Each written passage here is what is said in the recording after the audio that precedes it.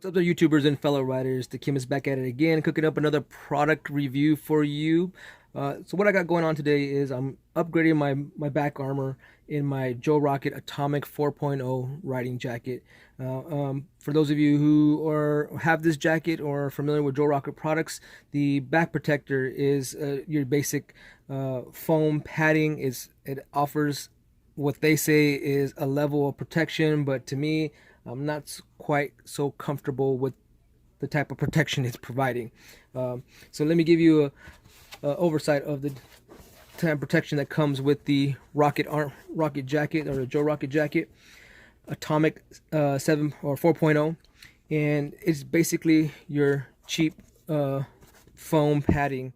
Now, is it gonna save you during a ride, during a fall or a slide? I don't really think so. I mean, in my opinion, this is pretty cheap, pretty dense foam. I mean, yes, I guess it would provide some measure, but who knows to what degree.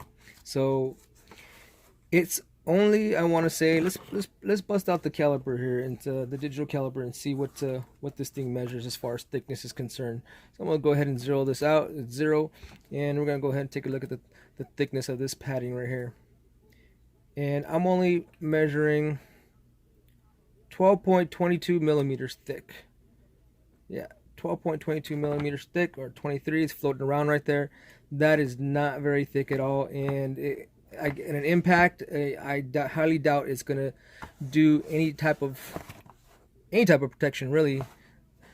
So, and one other gripe I have about this foam is that, and you're gonna see the difference in sizing here right now. But the problem with the foam is that when your jacket creeps up on you, when you're in that tuck riding position, and your jacket creeps up on you, this kind of slides up underneath your helmet area, and that's one of my major gripes. So you can see it as it's kind of bent up like this, and that's from it getting tucked underneath my helmet. Now when I come back up to the normal position, like say when I'm parked at a light or something, this oftentimes gets caught up into my helmet, and you have to kind of pull down your jacket a little bit to get it to slide back down and dislodge from the backside of the helmet. That was my only gripe. The second gripe I have with this is that it has no ventilation, and when it's on a hot day and summer is approaching, well, actually summer's here now, but there's no ventilation and your back ends up sweating so bad within this area right here. And the reason why I bought the Atomic 4.0 is because it is a really breathable jacket. I mean, you can break this jacket down. It's got vents in the front that you can unzip, and it has a ton of airflow. Does it still get hot? Yes, when you come to a stop still or a standstill, but when you are riding, it gets this massive air that comes through, and you can really feel your backside where this padding is at cool down because you're sweating so much. You can feel that air traveling through your back and traveling through here. So the other gripe was that it's not very breathable. So I wanted to upgrade it. Besides being the very, very, very, very minimum of protection, yeah. So that's that. So let's move on to the Forcefield, the good stuff right here. So I was doing my research, and Forcefield is by means a great product. I have to say, I have the hip armor in them, and I was really impressed when I put in the hip armor and I roll with them. They were very comfortable, very lightweight, and you would think you see all this rubber and stuff, that this has it looks like it has a great deal of weight to it, and it actually doesn't. It's really, really light. The other thing I liked about it is because it has the triangular cutouts that you can air actually travels through them. Let me see if I can pick up this camera so you can see actually through the air. So airflow is going to come through this really well, and I can't wait to actually insert this in my jacket. I just got this yesterday, and I'm looking forward to putting it in and going out for a ride. But the level of protection that this adds, you can see right off the bat how much more thicker this is compared to this. Okay, so we got about an inch. We got, like, what would I say, it was 12.2 millimeters. Let's put that into inches. That's not even an inch, it's 0.48 in inches. And to me, no level of protection is going to be offered by riding around with this. I mean, if a slide comes down, it comes down to a slide, yes, you're gonna slide and it's gonna eat away this instead of eating away your back. But as far as an impact, this is not gonna take an impact, guys.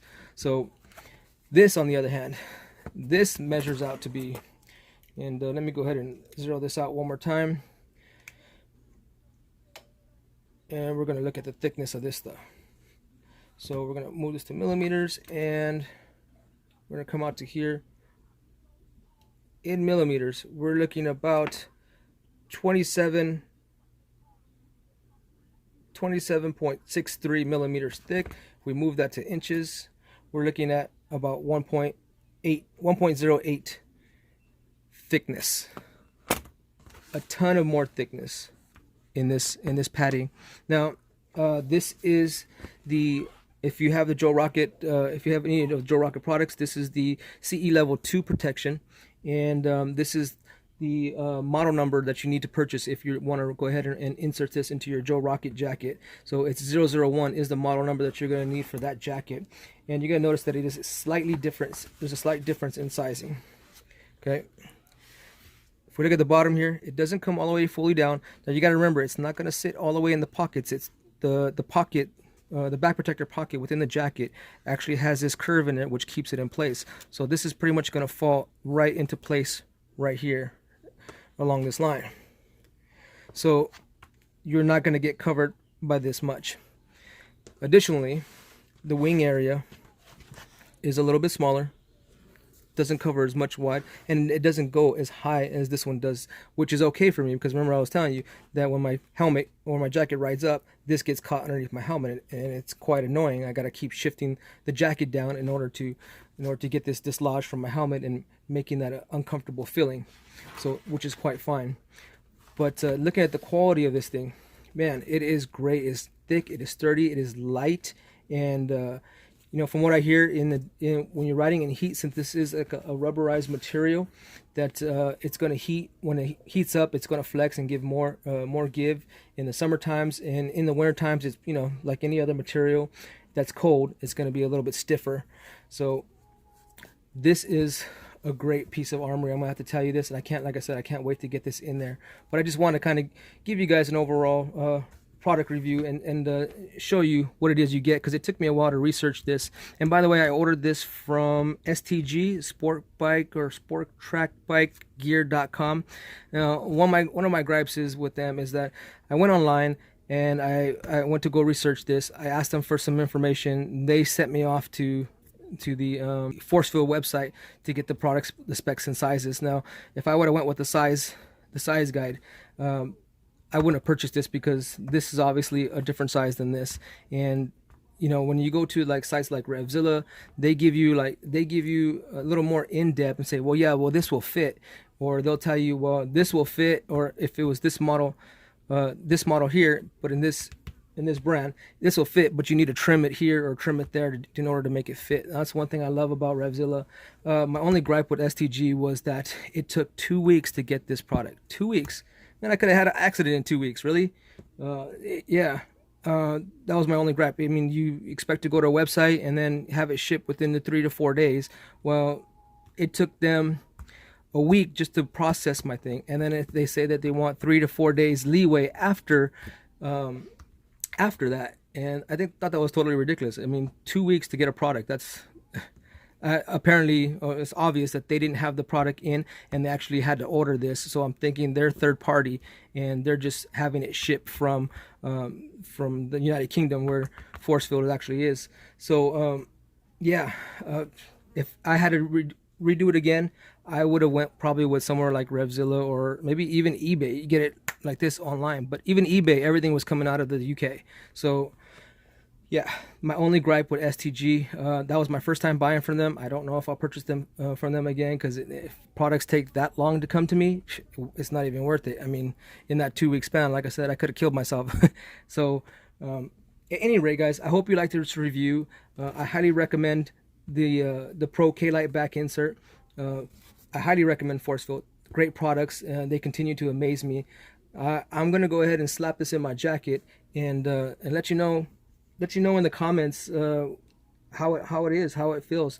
It's like I said, it is a little bit heavier than a thin piece of foam by looking at it, but not by much, guys. So if you're looking to upgrade, go ahead and purchase yourself the Forcefield body armor. As always, I will see you next problem.